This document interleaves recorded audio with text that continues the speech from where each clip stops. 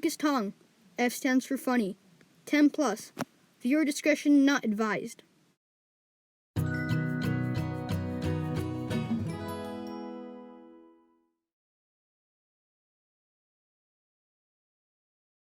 you think of New Mexico, you may think of a dry, barren place, but that is far from the truth. New Mexico has forests full of amazing creatures.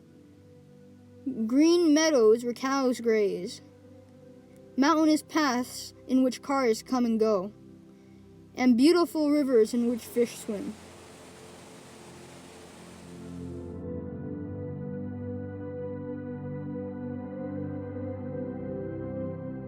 When one first sees the deserts of New Mexico, they may wonder, how does anything live here?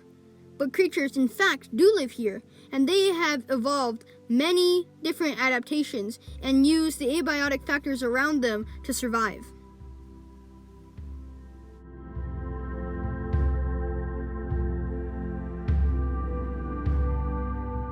One of these such animals is the roadrunner. The roadrunner has many unique traits that helps it survive.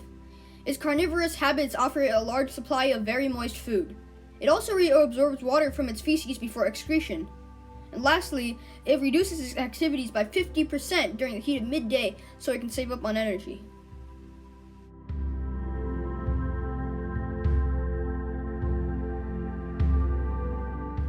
Another one of these creatures is the pronghorn. The pronghorn is very unique as it has no close relatives anywhere.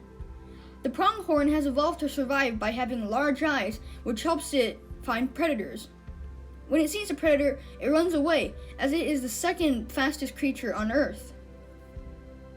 Pronghorn also have another adaptation with their feet. They eat shrubs, but in the winter there are no shrubs. So they have learned to use their feet to dig out the shrubs from the snow and eat them, which is a very cool adaptation if you ask me.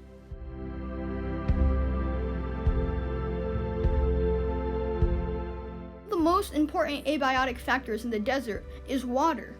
Every living organism needs water to survive, but water is very scarce in the desert, so it is one of the most competed for abiotic factors. Creatures compete for it all the time. If one doesn't get water, then they may die. That is why water is one of the most important things in the desert. Many creatures and plants have evolved special ways to keep water, such as cactuses storing them in their barrels, camels learning how to keep them in their humps, and many, many more adaptations.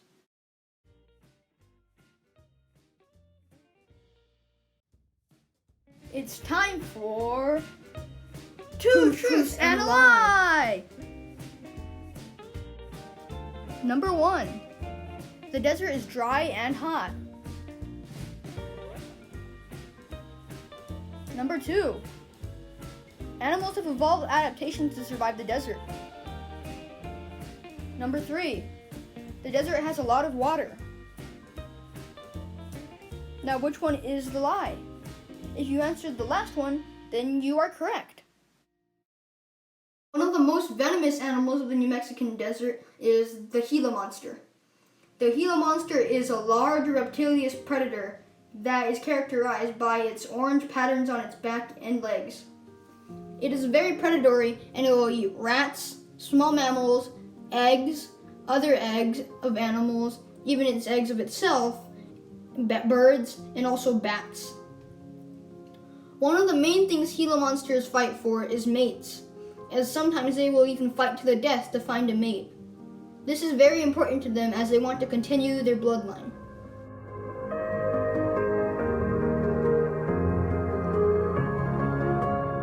One of the more rare creatures of New Mexico is the desert horny toad.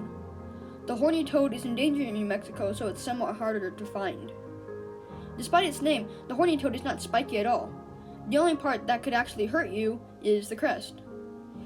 The horny toad's crest is very hard, so whenever an animal tries to eat it, the crest will get stuck in their throat and maybe possibly kill the animal. The horny toad is actually very slow and really easy to catch. Just make sure you don't squish it.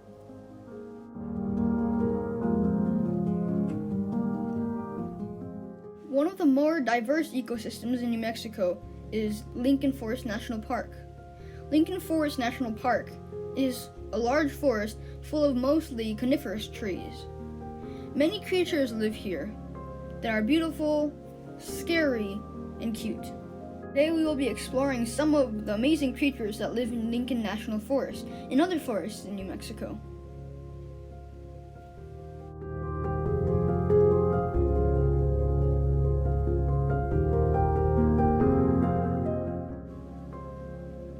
One of these creatures is the squirrel. The squirrel is a small, cute rodent. The squirrel is very important to forests for one reason.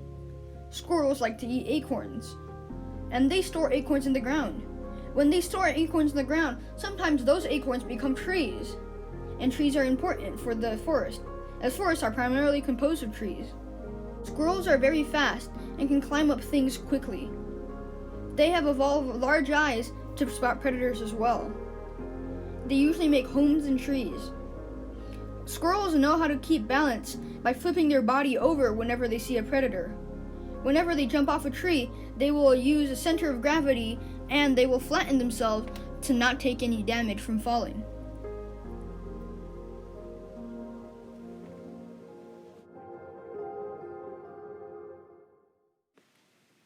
Another cool animal is the skunk.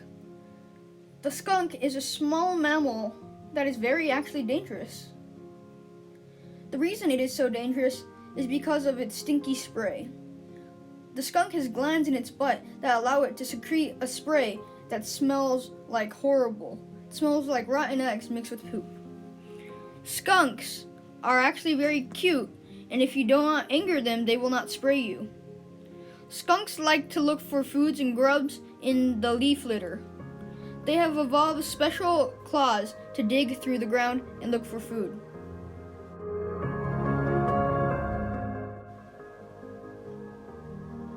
One of the most important factors in the forest is food. Since the forest is so full of animals, many animals have to compete for food. Food is hard to find, and many animals have to compete for it. For example, deer will compete for grass. Also, bears will fight each other to get fish and berries. Without food, there will not be an abundance of nutrients. Without nutrients, the animal will die. Here is how a predator eating another animal for food can impact the environment. If a predator eats too much prey, such as a mountain lion eating too much deer, then there will not be enough deer to control the grass population, and there will be too much grass in the area.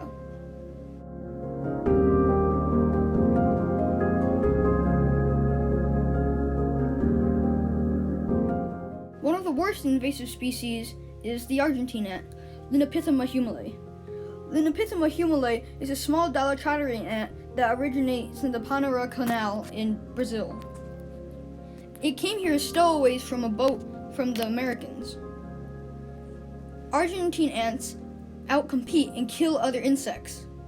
They will also outcompete other species of ants for food, such as this cockroach. The reason Argentine ants can move around the world is because they are polygynous, which means they can have many queens in a single colony. This allows them to reproduce quickly and have many workers. The reason Argentine ants are bad for the environment is that they steal food from other animals, and also they do not eat seeds, unlike the natural wildlife. The natural wildlife will eat seeds, which sometimes lets the seeds return to the ground and grow new plants. Argentine ants do not do this, or they do not do it with native plants. They may do it with invasive plants and weeds, which promotes the growth of weeds. Another reason Argentine ants are bad for the environment is that they will kill larger animals and even eat the eggs of another animal, which will therefore decrease the population of an animal. Another one of the creatures in the forest is the elk. The elk is a large herbivorous mammal with horns. Elks are very territorial and also very large. Elks are also very scary, honestly. Elks will fight for mates during the spring and the summer. They use their horns to charge at each other and attack. Usually, the winning male gets the mates. Whenever a male elk calls out to mates, another male elk may come up to try and challenge it to get his mates. So those two elks will fight. Elks use their horns to bump each other like this. Sometimes it may end up in the elk dying or getting severely injured.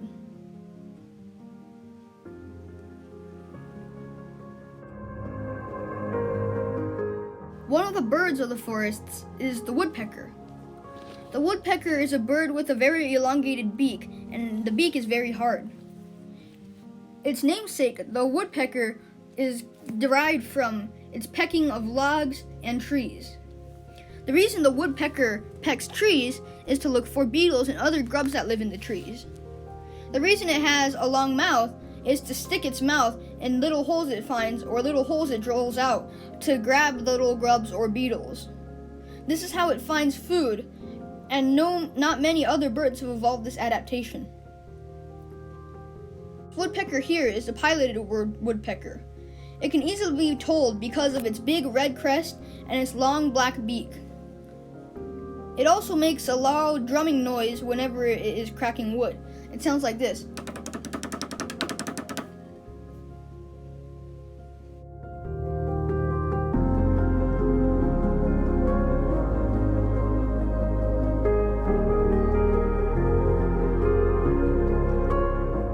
That concludes the forest section of my documentary. Now, roll the amazing clip of the forest.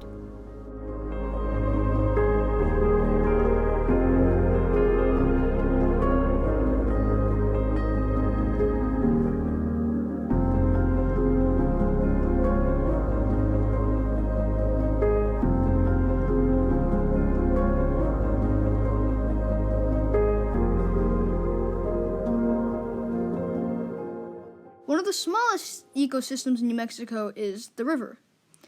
The river might be small, but it is very diverse and has many, many creatures in it. Here is some footage of some of the rivers in New Mexico. You may think that the only creatures in New Mexico's rivers are fish, but that is a lie. There may be creatures, bugs, and even small crustaceans in river waters.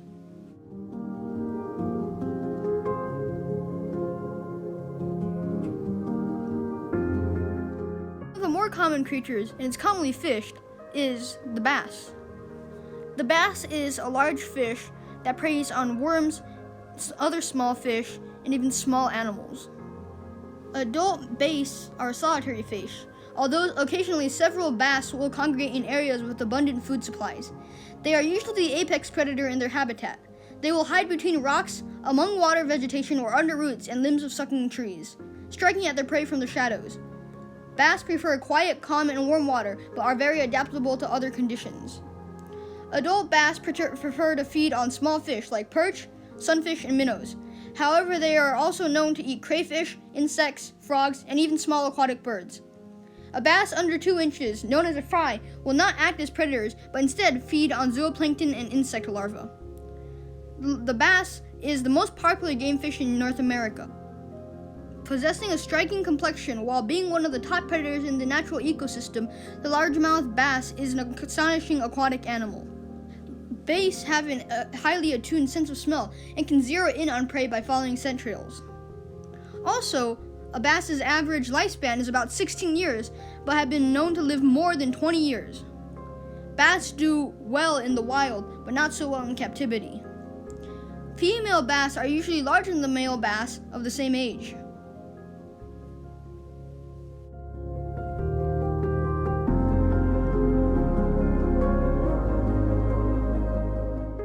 One of the more interesting creatures and crustaceans is the crawfish. The crawfish is a small crustacean that lives in rivers.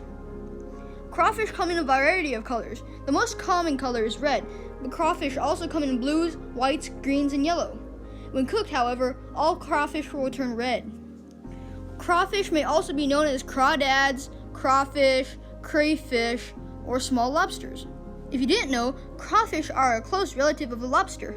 In fact, crawfish are more closely related to the Maine lobster than any other type of lobster in the oceans. They are so close in taste that there was a recent incident in which a New York restaurant was using crawfish in place of lobster in their lobster salad, and nobody noticed. There are more than 500 species of crawfish found throughout the world, and more than 350 of those live in the United States. Of these, only 2 species are actually harvested and eaten. Crawfish have 8 pairs of legs. 4 are used for walking and 4 are used for swimming. Another interesting fact is that crawfish can regenerate lost limbs, which can come in very useful during mating season when males will fight over females.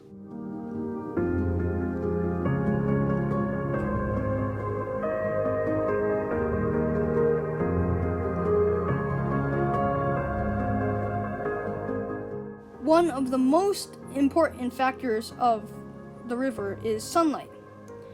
The reason sunlight is so important is because many small plants and algae in the river use photosynthesis from the sunlight to make their own food. Without sunlight, then creatures will not be able to use photosynthesis, which means they will not be able to make their food. So secondary consumers that eat those plants will not have food, because there will be none of those plants to eat, since they all die since they don't have no food. And the creatures who eat those secondary consumers will also have no food, since the secondary consumers will die since they have no food to eat, and so on and so forth.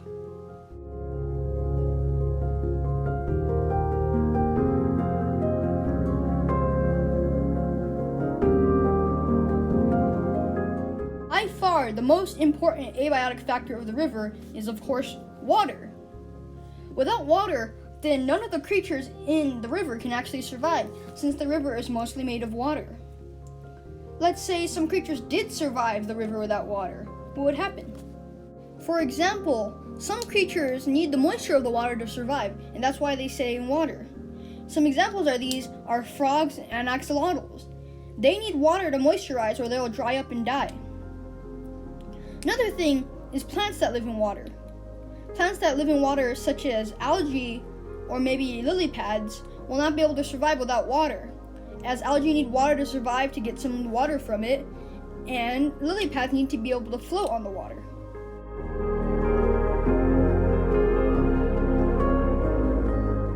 One of the most common creatures that you may find near a river or in the river is the dragonfly. The dragonfly is very interesting as it lays its eggs in water, and the eggs grow in the water, but then once the eggs hatch, or the pupae pupate, they actually become dragonflies and leave the land. Well, a female dragonfly will lay the eggs in the water. Then the eggs will hatch into nymphs, which are also known as larvae. This is a damselfly larvae. And the damselflies have growing wings, but they may have to wait for the wings to grow so they can actually get out. Damselfly and dragonfly larvae most likely are going to hunt mosquito larvae. Damselfly and dragonfly larvae have a special jaw that can extend at extremely fast speeds, known as a labium. The labium is a jaw that is used to catch mosquito larvae, other small creatures, and even small fish. The mountains of New Mexico are very diverse. They may range from desert mountains to foresty mountains, to even very snowy mountains where it is really cold. Most of New Mexico mountains are part of the Rocky Mountains, which is a large mountain range that covers a lot of the US. It covers Arizona, New Mexico, parts of Texas, Utah, and even California.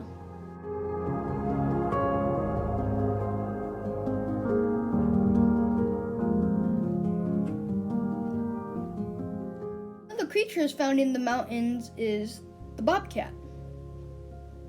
The bobcat is a large feline creature resembling a cat. Despite resembling a cat, it has a very short tail. Are brown or brownish red with a white underbelly and short black-tipped tail. The cat is named for its tail, which appears to be cut or bobbed. Fierce hunters, bobcats can kill prey much bigger than themselves, but usually eat rabbits, birds, mice, squirrel, and other smaller game. Also known as the red lynx, is a medium-sized cat native to North America from southern Canada, most of the contiguous United States to Oaxaca in Mexico. It is listed as least concern on the IUCN Red List since 2002 because it is widely distributed and abundant. Most of the time, the mass is 19 pounds for an adult. Its lifespan is 7 years, its length is 2.3 feet for an adult, and its scientific name is Lynx rufus. Another one of the creatures that is introduced in the New Mexico mountains is the ibex. Ibex are wild ghosts that live in mountainous regions of Europe, North Central Asia, and Northern Africa. There are 5 species of ibex according to the Integrated Taxonomic Information System, ITIS. They have long curved horns and cloven hooves. Males have long beards. The interesting thing is that the Persian ibex, Capra aegaris, is not native to New Mexico, but has been introduced in New Mexico. In 1970, the New Mexico Department of Game and Fish, NMDGF, imported 15 Persian ibex from Iran and released them in the Florida mountains near Deming, New Mexico. Soon after, an additional 27 were released, and a sustainable population was established. By 1974, the first Persian ibex hunt in the Florida mountains was offered to the public, and 1 to 2 hunts have been conducted every year since. One of the things that ibex are known for is for scaling steep walls. They can climb up steep walls without any problem by hanging onto rocks and little pieces of dirt. They are very great climbers, and rarely do they ever fall. Most of the time, they climb these steep hills to find food. In this video, the ibex are climbing up the wall to get salt from the walls, as they like salt a lot. Many ibex will climb the wall at the same time to try and get food before it's all eaten by the other ibex.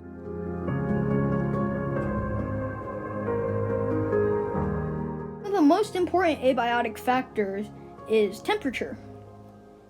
Temperature is important because it decides what kind of mountain it is. If it's a foresty mountain, it might be a warm, humid one. If it's a desert mountain, it might be hot. Or if it's a snowy mountain, it may be very cold.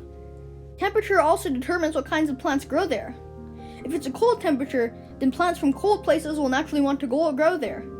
But if it's a warm temperature, plants from warmer places would like to grow there. Temperature also affects creatures. The bobcats actually prefer snowy areas. So they're most likely to live in a snowy mountain, so they're most likely to live in a cold environment. But if we're saying something like a coyote, which likes deserts and warmer environments, it wouldn't suit well to a cold environment and cold temperatures. And the same goes for saying that a bobcat wouldn't like a warm temperature. If the temperature of a mountain suddenly changes, it may hurt the ecosystem badly.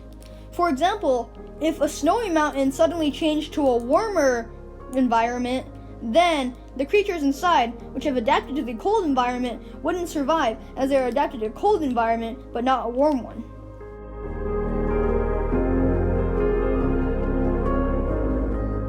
In the mountain food chain, there are 4 tiers of creatures.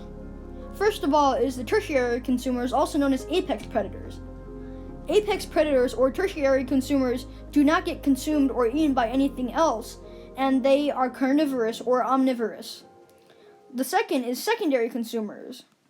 Secondary consumers are also omnivorous, but are preyed on by the tertiary consumers, which are apex predators. Next is the primary consumers, which are herbivorous and eat plants. Secondary consumers and tertiary consumers consume the primary consumers. Lastly is the producers. The producers are the plants and algae found in rivers and trees, and the grass. Primary consumers will eat these producers. So the food chain goes: tertiary consumers eat secondary consumers, which eat primary consumers, which eat producers.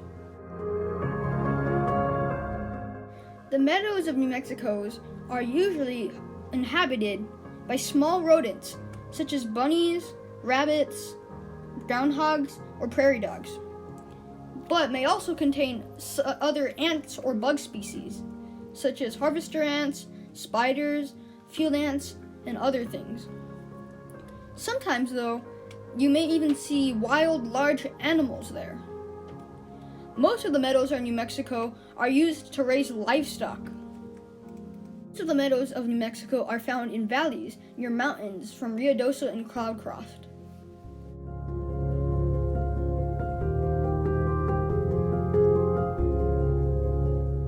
One of the more rarer creatures in New Mexico in the meadows is the army ant. Shown here is a few workers of the army ant species Nivermyrmex nigersens. Army ants belong to the subfamily Doralinae. Army ants get their name by the way they run around and march in columns. Army ants are actually specialized predators of other ants. When an army ant comes, bloodshed is sure to follow. Army ants will raid nests of other ants, taking their eggs, larvae, and pupae and feeding them to their young and eating those eggs, larvae, and pupae. There are 6 genera of army ants in the US. These genera are Eciton, Noma myrmex, Niva myrmex, Labidus, Anictogeton, and by far the rarest, which I have seen, Acanthostichus. Army ant queens are very large and look very weird. They are known as dichthadiform, which means they are flightless and they are very large. Army ants and army ant queens are virtually blind and rely on pheromones, which are smells released by other ants to run around and locate nests and move around.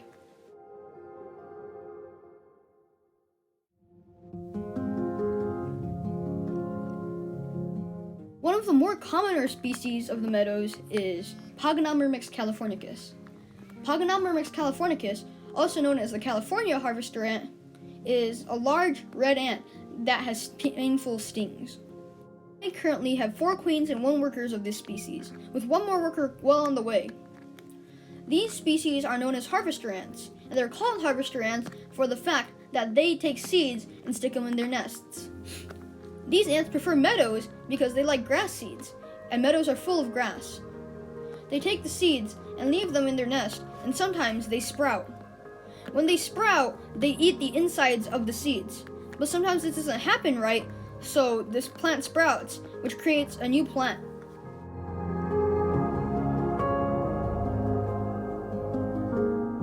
One of the most important abiotic factors is wind. You may wonder, why is wind so important? That doesn't make sense at all. The reason why wind is so important is because many plants rely on getting their seeds around via wind.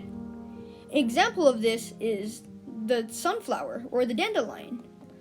The sunflower is a bright yellow flower that soon transforms into a puffy yellow flower with the seeds sticking out of its top. Seeds of the dandelion are shaped in umbrella shapes.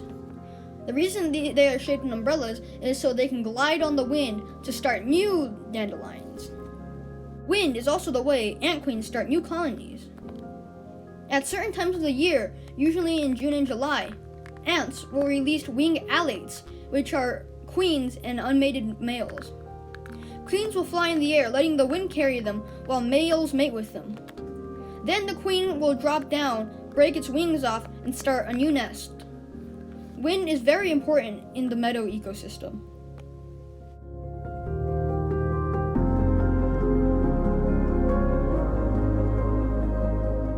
Now we have an exclusive interview with the succulent, Sherry. Hello, what's your name? My name is Sherry the Succulent. So what are you? I'm a succulent from the meadows. Do you think you're important? Well, I think I am very important because I feed all the other animals in my ecosystem. So you are really important, right? Yeah, I feed all the other animals in my ecosystem, and I also recycle carbon dioxide to make oxygen. I also helped clean the water by me. Do you think any other plants are important? Yes, I think many other plants are important. So what other plants do you think are important? I think trees are very important. Why do you think trees are important? Because my big friend Jack is a tree, and he provides wood to you, and he also recycles a lot of carbon dioxide into oxygen. Oh, yeah. He also strengthens the roots of the ground you live in and the riverbed he lives by. That was our amazing interview with the great Sherry the Succulent. One of the cutest creatures in the meadow is the rabbit. Rabbits are large rodents that can jump very high. A baby rabbit is called a kit, a female is called a doe, and a male is called a buck. Rabbits are very social creatures that live in groups. They live in warrens, which are a series of tunnels and rooms that they dig underground.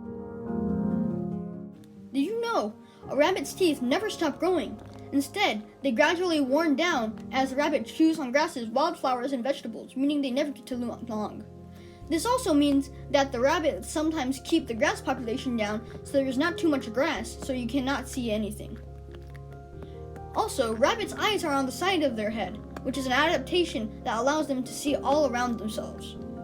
If you didn't know, rabbits actually purr like cats when they're content and relaxed. And a rabbit's best feature is their long ears. Growing up to 10 centimeters in length, rabbits can turn their ears by 180 degrees, keeping a careful listen out for predators.